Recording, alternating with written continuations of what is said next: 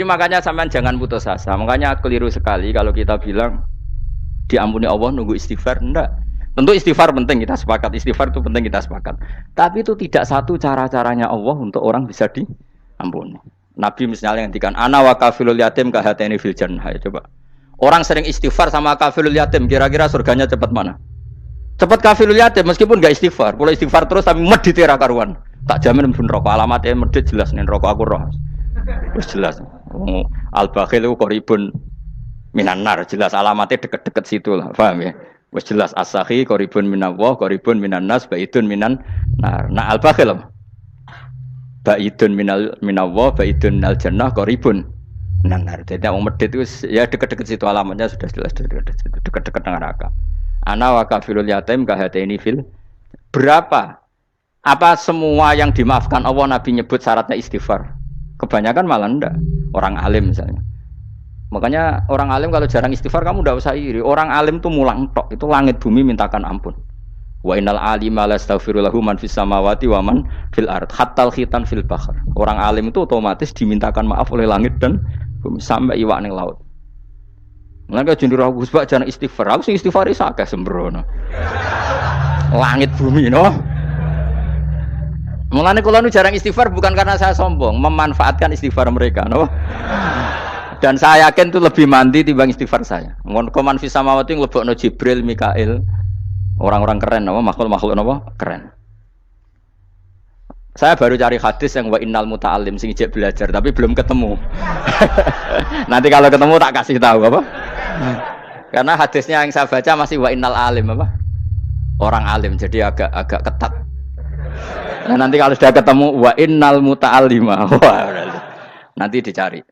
Tapi pasti palsu kalau ada itu. Karena semua tagnya itu apa? Alim. Atau ya kamu alim dibanding yang di bawahnya. Ya semoga itu masuk apa? Jadi dibanding orang Papua kan harus alim.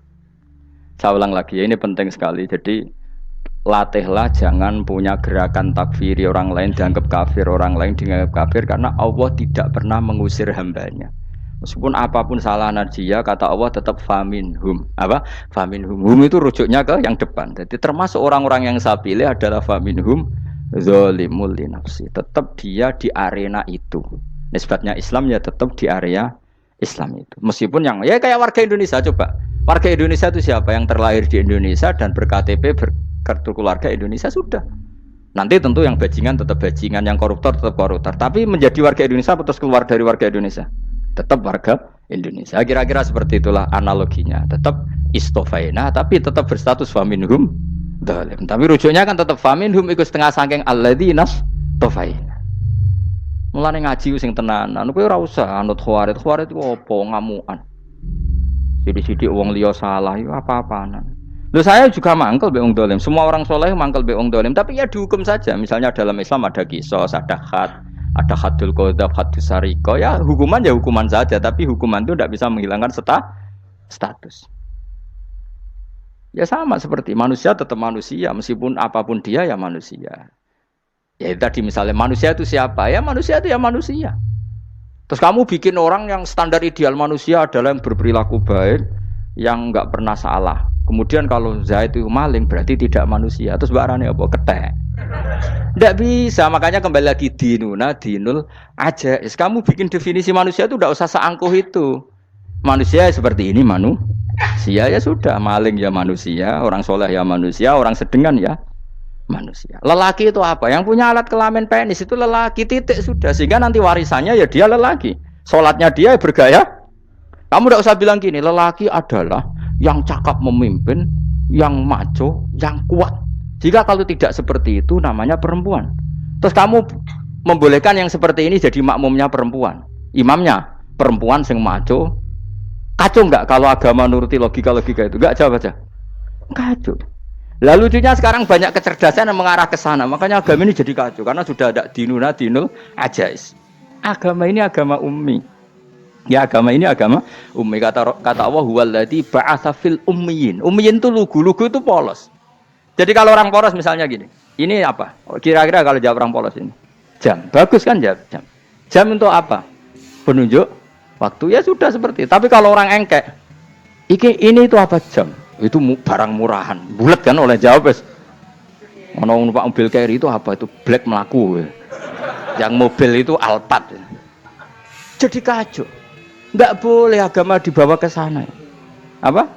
Agama di sana dibawa ke sana. Nah itu madzhabnya ahli sunnah apa? Wal jamaah. Ketika Rasulullah ngendikan la yu'minu ahadukum hatta yuhibba li akhi, ora kok diarti ini ora iman. Sehingga yang menyala itu tidak iman, tidak seperti itu cara mengartikan ahli sunnah wal jamaah. Karena status itu tidak pernah hilang. Yang hilang hanya kesempurnaannya. Paham ya? Kesempurnaan kita jadi manusia hilang karena kita maling, karena jadi koruptor. Tapi tetap kita manusia. Kesempurnaan kita sebagai orang mukmin hilang kalau kita fasik. Tapi kita tetap mukmin. Paham ya? Makanya setiap hadis gitu kata ahli sunnah la yu'minu imanan kamilan. Wis dong ya. Dong. Dong. Ya terus alhamdulillah subhanallah. Ya doa alim mas malam 22. Malam Lailatul Qadar. Aku kadang yang melok goblok aduh. Saya tuh sering dididik sama bapak saya, sekumpul wong akeh kudu melok goblok guys. Makanya bapak itu kalau ada orang pidato, bapak kan juga enggak suka pidato juga, tapi ya kerso kadang-kadang, saya pun kadang-kadang kerso. Asal sing utus pernah guru, pernah sepuh kadang kerso. Nah, bapak nak pengajian diomongin balik dari bapak, malah bingung ngomong apa wae. Coba kita dengan PD-nya bilang Lailatul Qadar itu 21 sampai berapa? 29. Lailatul Qadar. Warna iki malam Lailatul Qadar. Lalu Lailatul Qadar keren tuh karena apa sih? Karena nuzulul Quran. Lalu nuzulul Quran tanggal 17. Lalu Lailatul Qadar tanggal berapa? Oh, ada nih. Alhamdulillah. Tapi ini jangan jadi keiskalan yang masif, itu sudah difitnah itu. Coro Gus Bak, ya ora coro Gus Bak, coro Quran ngawur gitu. Sembrono. Memang aku tidak pendapat tentang Quran, ya ndak ayatnya seperti itu. Maka yang benar, Lailatul Qadar itu kata ulama-ulama dulu, orang yang beramal soleh, ya itu sudah anggap saja dapat Lailatul Qadar. Ora usah ndelok esuk-esuk ndelok srengenge blerengen ta ora. Nek ora blerengen berarti untuk Lailatul Qadar. Jan mendung kan blereng piye. Terus bengi angite sayup-sayup. Anggere dini hari ya sayup-sayup blok aneh-aneh wae. Lah nek pikir sego ora, berarti wong laut gak tarah untuk Lailatul Qadar. Ke segoro kidul langine bianter. Lah nek ning Dieng ya mesti sayup. Mau angin tok gunung wis kesel tadi tok sayup-sayup. Gawe ukuran ojo ngono, gawe ukuran ngono rak wong Dieng luwih ngrasa entuk Lailatul Qadar timbang wong segoro kidul. Segoro kidul angine apa? Buanter. Padahal alamate piye? Sayup-sayup. Mana-mana. Maksudnya alamat ngono iku ora ngono, maksudnya ayat iku Kanjeng Nabi mbadhawuh ngono maksudnya ora ngono. Wes dong ya. Ayo Lailatul Qadar tanggal. Aku seneng wong bodho. Kowe enak urip wis happy no? Happy. Ya saya ulang lagi ya. Jadi kejati dirian itu tidak bisa hilang dengan standar keidealan. Yang hilang itu standar apa?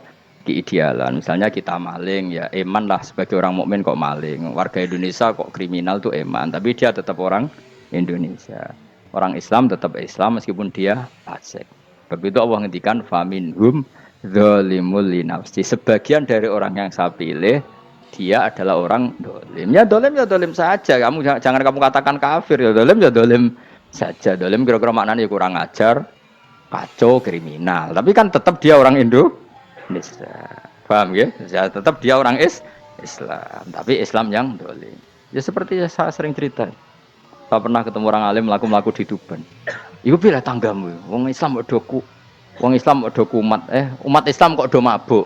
Ya tentu oknum ya. Tapi jare orang alim tadi, itu orang umat Islam. Islam sing kumat ya. Jadi orang Islam itu hanya dua, umat Islam sama Islam yang kumat. Jadi kalau pas fasik ya Islam kumat. Kalau pas waras umat Islam. Ya sudah itu bolak-balik ya.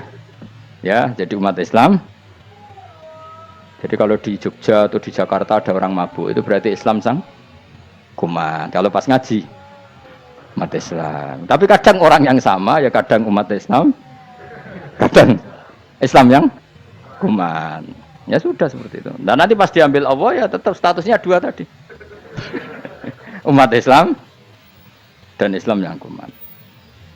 Jadi jelas ya. Jadi jelas sekali makanya orang Khawarij itu kata Rasulullah syarrul khalqi wal khaliqa. Ela makhluk itu orang Khawarij. Karena dia menghilangkan status kejati dirian. Itu bahaya bagi kelangsungan negara. Negara maupun agama. Jadi misalnya kalau orang, nyuwun sewu misalnya ada orang kriminal di Indonesia, terus dianggap gak warga Indonesia, terus mau dibuang kemana? Coba. Sama kalau semua orang Islam yang salah dianggap kafir, terus lalu mau kamu buang kemana? Padahal dengan kamu katakan kafir, artinya dia sudah tidak wajib sholat. Orang kafir tidak wajib sholat, tidak wajib puasa. Apa tidak lebih ngeri? Karena dia tidak berkewajiban melakukan ibadah-ibadah Islam. Berarti Anda lebih ridho dunia ini rusak. Ya misalnya Zaid karena megang patok kuburan atau melakukan dosa besar kamu katakan kafir. Setelah kafir dia wajib sholat enggak? Tidak kan? Wajib puasa enggak? Berarti kan malah jura-juran. Karena mendorong orang keluar dari ring permainan kesalehan. Tapi kalau kita katakan Islam, kemudian kita bina. Kan ini jadinya aset. Dengan kamu katakan Islam artinya menjadi aset kan?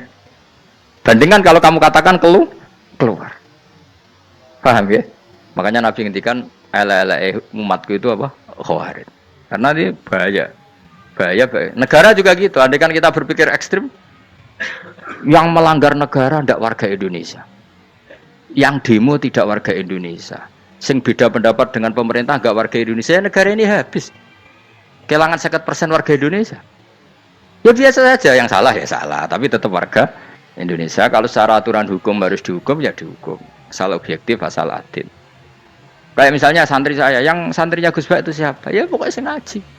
Kamu enggak usah pakai definisi ideal, sing ngaji, sing paham, sing ora ngantuk, sing pinter. Yo ngiyai dul. Mana. Dadi nek sing bener piye? Sing santri Gus Bak piye? Ya sing ngaji. Lah sing piye? Ya pokoke anggere sing teko ngowah-ngowah ya wis melok mlebu. Ora paham yo ngaji, paham yo ngaji. Wong didelok kolange itu pokoke anggere sing teko ngono. Malaikat ora niteni sitok-sitok iki paham ta ora iki. Oh malaikat itu ono sing drengki disalahno pangeran, kita jamin. Tapi bukan malaikat elit sing didrengki, ora malaikat elit, malaikat awam napa? Masyhur itu kan. Innalillahi ta'ala malaikatan sayakhina fil ardi yabtahuna khilaqal dzikr. Terus Allah punya sekian malaikat yang tukang mencari-cari tempat dzikir. Khilaqul dzikri itu tempat-tempat halal haram, tempat-tempat ngaji. Kalau orang toreko ya tempat wiridan oleh maknanya. Tapi kalau orang fikih maknanya tempat diajarkannya halal dan haram. Terus setelah ketemu orang ngaji, terus kata para malaikat sing apian, halumu ila buhyatikum. Ini tempat kamu, ini orang ngaji. Kemudian ada malaikat yang agak hasud, tapi entah gimana hasudnya. Pokoknya bilang gini, itu ada orang yang datang ke situ tidak niat ngaji, nyari temannya. Kebetulan temannya itu ngaji. Maka ya Allah itu jangan masukkan kategori yang ngaji, karena dia nyari situ nyari temannya. Kebetulan temannya itu ngaji. Tapi apa kata Allah? Hum alqaumu la yasqa bihim jalisuhum. Wes ngono lah, asal melok gabung tak sepuro kata Allah. Hum alqaumu la yasqa bihim jalisuhum. Mereka adalah kaum asal ikut duduk saja, ikut nimbrung duduk saja dengan niat yang macam-macam, tetap tak ampuni kata Allah. Tidak penting kan niat ngaji ku hiburan, alternatif, dibanding ngomong sumpeng ngadepi bojo. Wes gak penting kabeh. Wong anggere melok nimbrung sah. Enak loh? Nah, ya alhamdulillah. Sauni-unimu. Jadi agama itu tadi, pokoknya jangan kulino merubah kestatusan. Makanya itu hebatnya ahli sunnah napa wal jamaah. Setiap ada hadis la imana liman la ahdalah. Enggak ada iman bagi orang yang enggak nepati janji. Semua ahli sunnah nafsiri gimana? Tidak ada iman sempurna, tapi dia tetap mukmin, cuma tidak sempurna. Tidak dihilangkan status mukminnya. Masa orang Indonesia kalau maling enggak orang Indonesia? Lalu kamu buat kemana dia?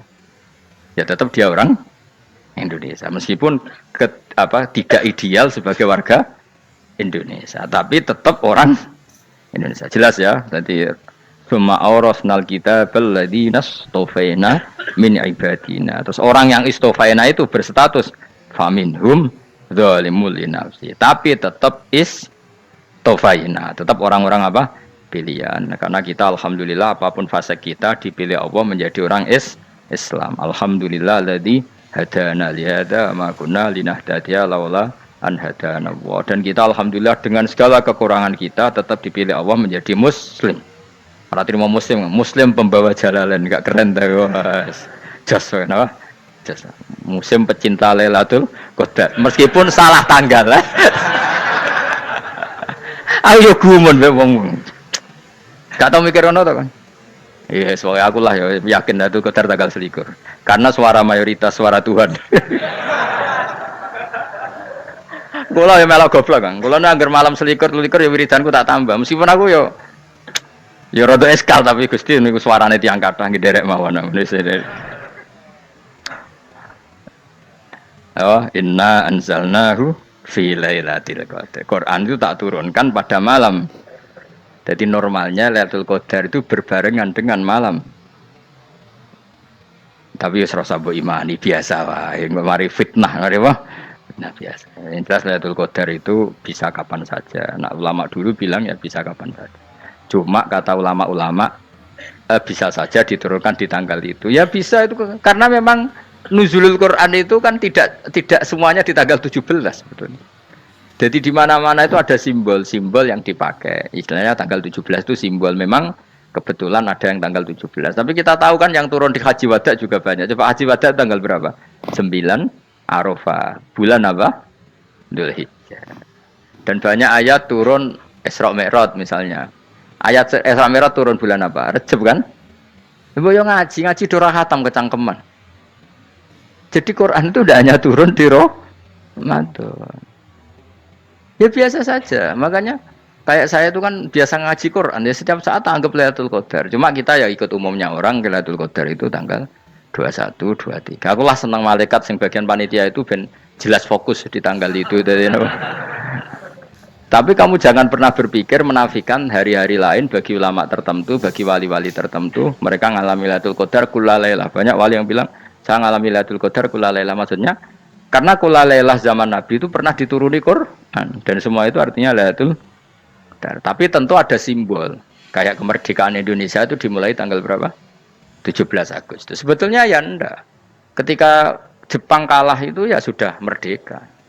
Dan daerah tertentu sudah lama dulu merdeka kayak Aceh. Karena dia tidak merasakan dijajah Belanda.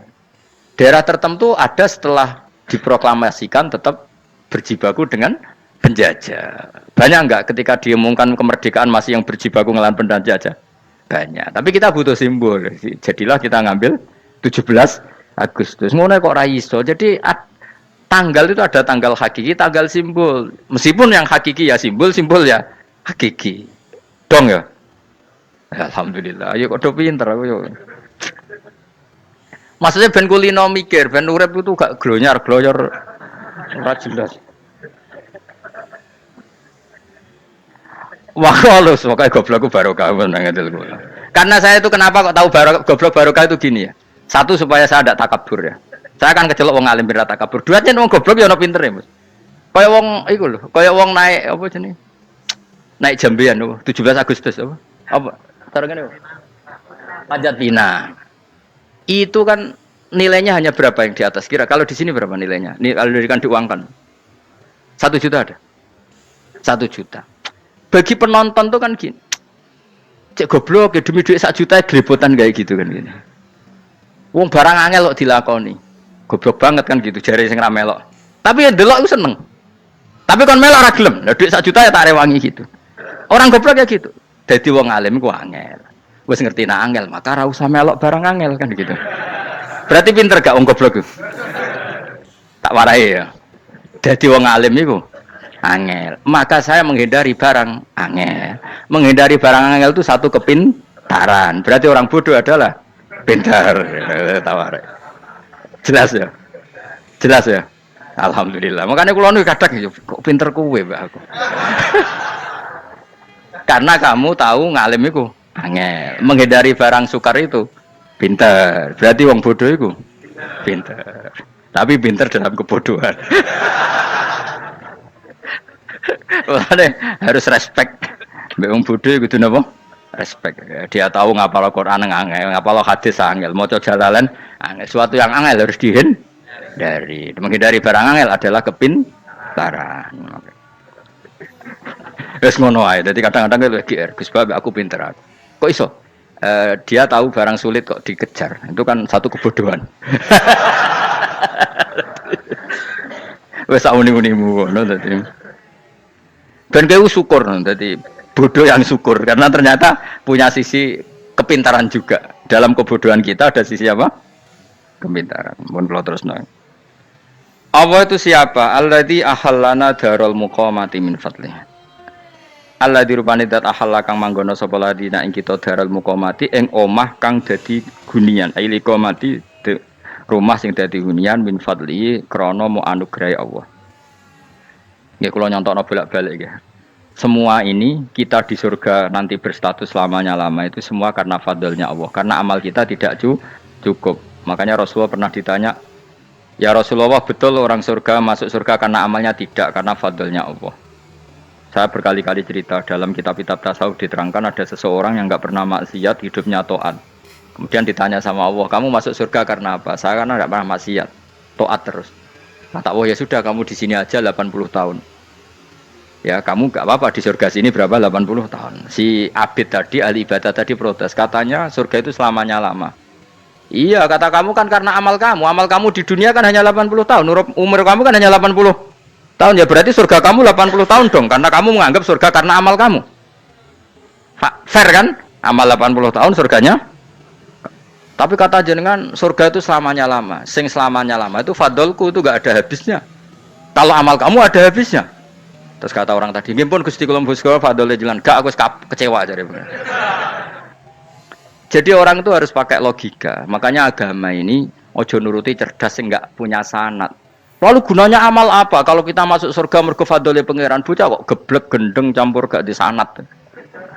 Kita ini punya sanad dari guru-guru kita. Kalau semua surga Allah mensifati itu min fadli, ada unsur fadlnya Allah meskipun kita ngamal.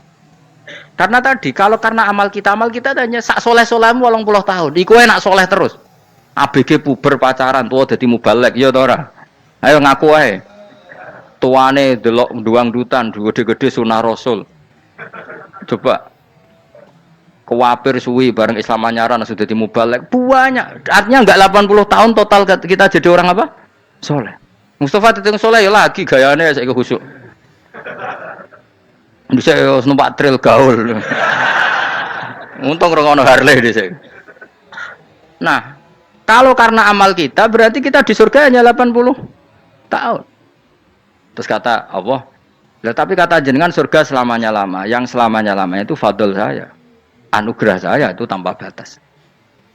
Makanya kita tetap yakin kita seperti ini nanti di surga kabeh fadlile Allah. Seperti nas di sini apa? Alladzi ahallana darul muqamati min fadli, bukan karena amal tapi apa min fadli. Bahwa amal kita itu ikut dipertimbangkan iya, tapi ya termasuk yang dipertimbangkan, bukan segala-galanya. Yang paling menjadi abadi di surga adalah fadlile Allah, karena fadl dan rahmatnya Allah itu yang tidak terbatas. Jelas gini ayatnya apa? Alladzi ahallana darul muqamati min fadli.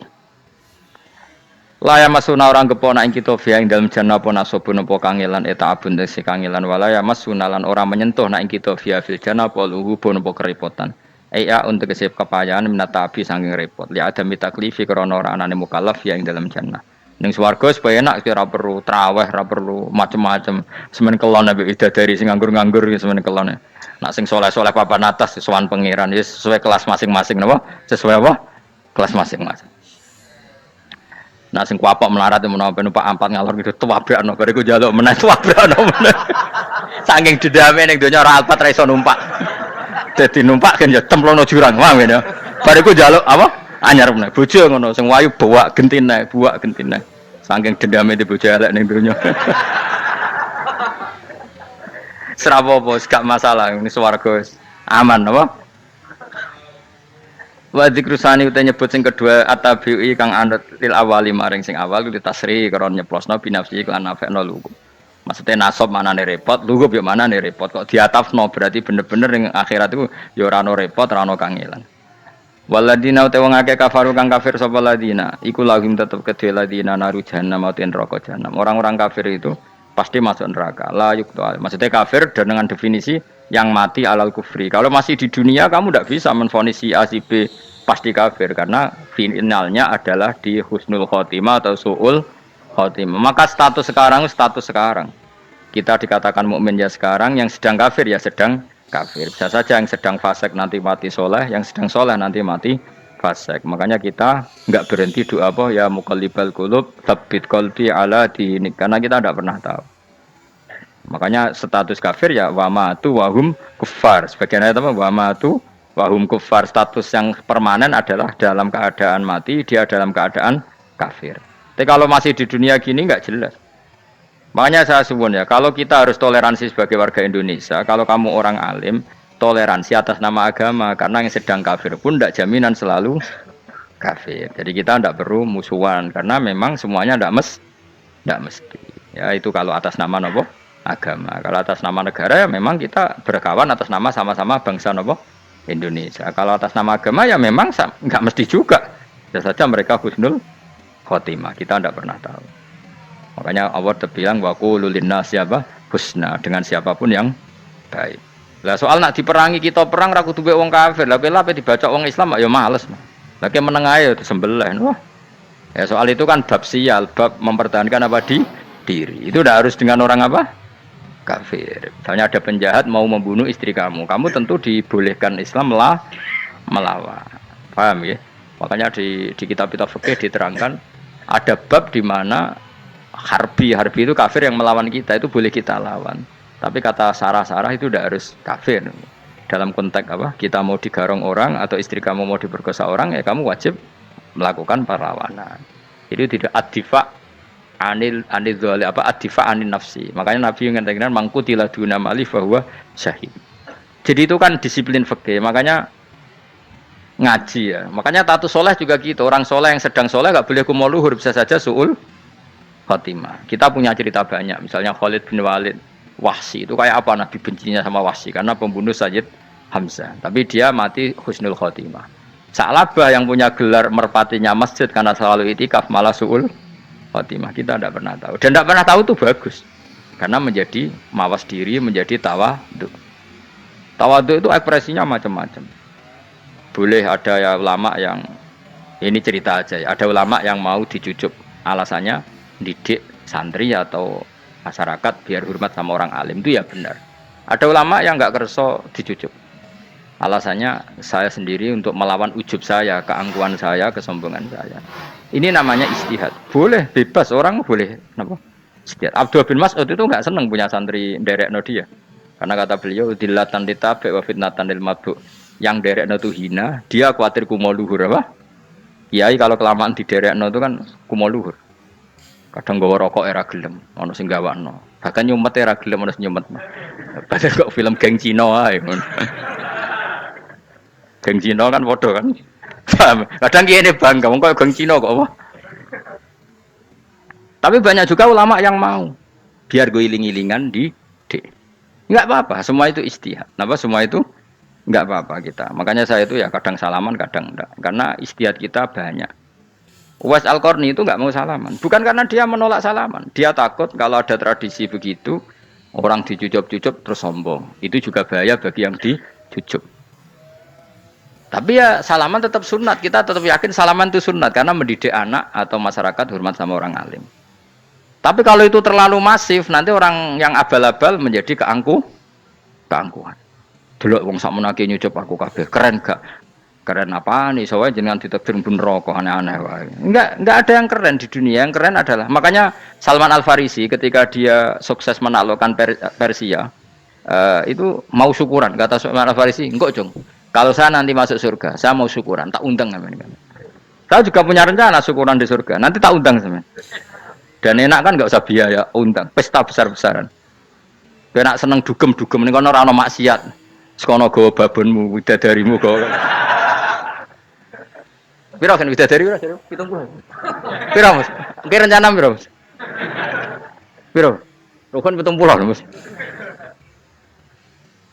Nanti tak undang. Saya punya rencana, pokoknya sekali masuk surga syukuran besar-besar. Kayak tak undang ra ono berarti ning neraka.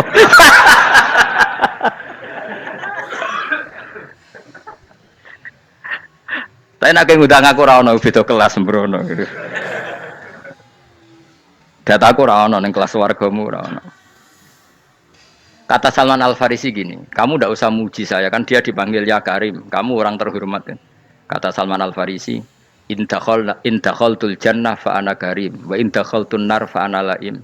Jadi saking sopannya ashabu Rasulillah itu ada yang dipanggil ya Karim aja ndak mau. Tunggu cung ya, panggilan itu sematkan saya nanti ketika saya masuk surga. Kalau saya masuk surga, fa'ana karim, saya berstatus orang mulia. Tapi nanti kalau saya masuk neraka, fa'ana laim, saya orang yang terhina. Jadi dulu ashabu Rasulullah seperti itu. Terus ada ulama yang melawan nafsunya macam-macam. Misalnya saya milih jarang ada sowanan, saya dapati senang banyak santri sowan. Tapi bukan karena benci, enggak. Karena saya takut sebagai orang yang sangat terhormat. Saya ngaji di mana-mana suka yang nggak usah pakai kursi, guling-gilingan kalau saya dan kamu setara. Saya sebenarnya bisa aja minta kursi tinggi koyok ketua MK. Banyak kan ngaji nih serapati ngalim dari gue kursi ning dhuwur, santri ning ngisor guayane kok wong pinter-pinter. Jebule kitabe maknanan bener konangan. Sing ngrasa apa wong modus.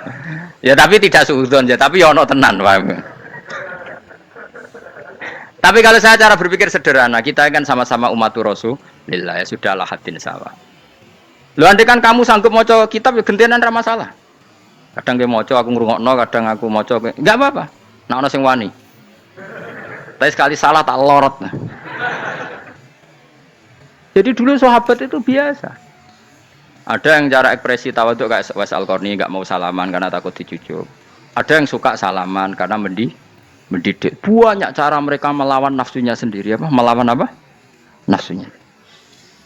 Istri saya itu dari keluarga pondok Jawa Timur. Itu dulu iskal sama saya, janggal. Karena anak saya kalau mau jajan itu saya tidur pun dibangunkan. Pak bangun, saya minta uang. Itu ya sampai sekarang begitu. Istri saya itu iskal, janggal. Karena janggal kan ada Jawa Timur sopan sekali sama orang tua. Tanya saya. Karena dia keluarga orang terpelajar, tanya, kenapa itu dibiarkan? Saya jawab saya. Ya kalau tidak minta saya, nanti minta mbak-mbak atau kangkang. Orang yang paling harus dingel-ngelo anak itu orang tuanya. Sehingga yang paling harus diganggu anaknya ya orang tuanya. Sampai sekarang anak saya berani minta mandi saya, gendong saya. Kalau orang tuanya saja gak siap dingel-ngelo, lalu apa kata dunia? Kan aneh. Nah, itu ajarannya bapak. Saya dulu bapak Sugeng itu biasa jagoan sama bapak. Ya biasa misalnya saya lu supak kalau pengen mangan ya, cung tuku. Zaman itu pakai motor, pakai sepeda motor, biasa sama bapak kepandangan. Saya sampai sekarang sama anak-anak saya akrab. Karena pikirannya orang tua saya dulu ajarannya yang paling berhak dingel-ngelo anak ya orang tua. Ini kan gak fair. Kita sebagai orang tuanya digugah gak terima, kon ngedusi gak terima, kon nyawi gak terima, orang lain disentak suruh nyawi. Dan orang lain itu pembantu hanya karena kamu gaji. Kamu gaji seberapa? Hubungan anak dengan pembantu itu kan karena uang. Kamu ingin berbasis hubungan hanya karena itu goblok sekali. Hanya istri saya nerima. Jadi ini bukan berarti saya bikin konsep begitu ya, ini cerita saja. Banyak guru-guru kita termasuk orang tua saya kalau ngajarkan gitu. Tapi ya tentu ada orang yang ngajarkan anak oleh gugah wong tuane pas turu. Ya kalau pas turu ada alternatif ibunya enggak apa-apa, kalau enggak ada ibunya juga enggak ada. Terus alternatifnya orang lain kan buruk sekali. Kalau alternatifnya orang apa? Lain. Tapi orang tua kita kadang kesuwen oleh didik adab berlebihan sampai anti ilmu. Ya itu tadi didik adab tapi anti ojo gugah wong tuamu, wong turu ojo digugah. Akhirnya nyon sewu minta tonggo, pernah bulik bude yang kadang nyon sewu mereka sendiri susah kan, nggak punya uang kan terjadi kacau. Demi adab tapi menghilangkan ilmu. Tidak boleh, nomor satu itu ilmu baru adab. Coba orang paling berat dingel-ngelo anak harusnya siapa coba? Orang tua. Jadi mestinya pas ke turu digugah ya santai wae, ini sudah tepat.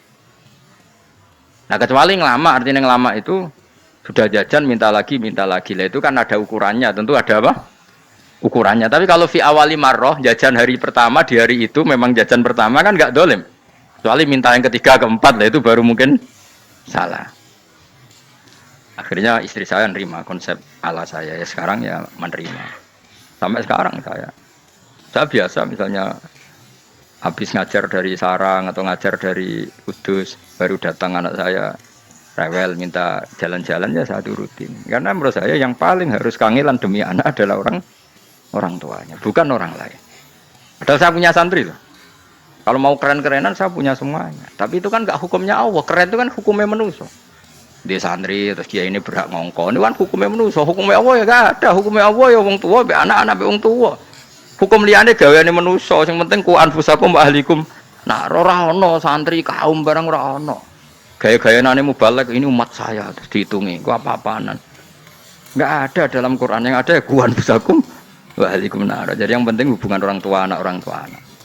Baru orang lain itu wa ila adin akhahum huda. Ya itu yang kedua ketiga. Tapi ilmu ini sudah banyak yang hilang, makanya banyak mubalek ngamuk anak. Bocah ra sopan, aku nang jopo ning dinti wong wedi aku. Anakku dhewe ra sopan. Lah bapak dhewe ra sopan ya. Karena mendahulukan orang lain ngalahkan anak. Ketika anaknya ra sopan dekne gremeng apa? Memangnya dia sopan cara hukumnya Allah dan Rasul. Ketika mendahulukan orang lain itu dalam status hukum Allah dan Rasul dia sudah tidak sopan. Ada dosen ngajar mahasiswanya dengan segala artikulasi terbaik, kemampuan bareng terangno anaknya sampai rasa-rasen. Ya gitulah baca sendiri di buku. Ya gitu. Karena di kampus dapat gaji, nampe anaknya rantuk. Banyak orang mulang ngarepe wong akeh iso tenanan, mulang anaknya ra tenanan.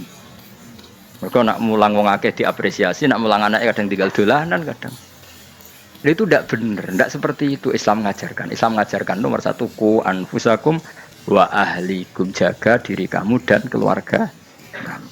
Makanya Rasulullah itu ngajari sholat, Hasan Husain diajarin sendiri cucunya, diajak ke masjid diajarin. Meskipun jadi beri hak-haknya sebagai seorang anak, numpakin Nabi ya dibiarkan, tapi diajari kebaikan diajarin sendiri. Sampai Sayyid Hasan umur 8 tahun sudah menjadi rawi hadis karena memang diajari sendiri oleh siapa Rasulullah. Kayak apa? Kalau sekarang enggak, kiai cilik anak di pasrano candalem terus enggak mau tahu. Juga sidik itu pasrano pembantu. Bareng anaknya akhlaknya kayak pembantu ngamuk. Memangnya yang bikin itu siapa? Yang memulai siapa? Nah, hukum-hukum begini itu harus kita mulai tegakkan.